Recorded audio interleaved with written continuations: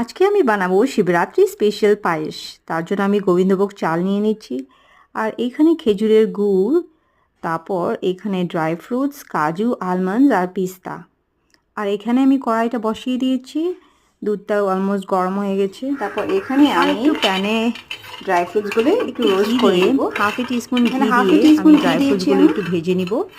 একটু টাইম একটু রোস্ট করে নিব ড্রাই ফ্রুটসগুলো। তারপর আমার দুধটা গরম হয়ে গেছে, এখানে আমি চাল দিয়ে দিব। এখন চালটা দিয়ে অনেকক্ষণ লাড়তে হবে।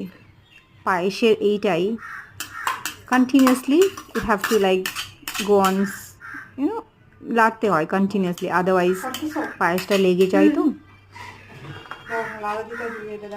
তারপর লাড়তে থাকবো অ্যান্ড দেন আমি কাজু আর আলমন্ডসটা গ্রাইন্ডারে একটু গ্রাইন্ড করে নিব। গ্রাইন্ড করে নিয়ে এটাও দিয়ে দিব। এটা দিয়ে আবার লাড়তে থাকবো। আমি খেজুরের গুড় দিয়ে বানাবো। Continuously I go on doing this special and payesh. Then তার একটু পর যখন চালটা একটু সিদ্ধ হয়ে যাবে, তারপর আমি এখানে গুড়টা দিয়ে দিব। এখন আমি গুড়টা দিয়ে দিয়েছি।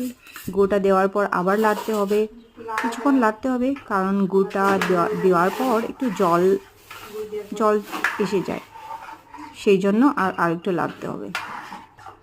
সো দেখেন এখন কালারটা অলমোস্ট চেঞ্জ হয়ে গেছে, কারণ গুড় দিয়েছি যে এই জন্য।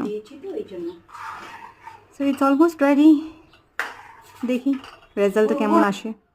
আর এই যে এখানে আমার পায়েস রেডি। আমি গার্নিশ থ্যাংক ইউ সো করেছি মাচ, হ্যাপি শিবরাত্রি।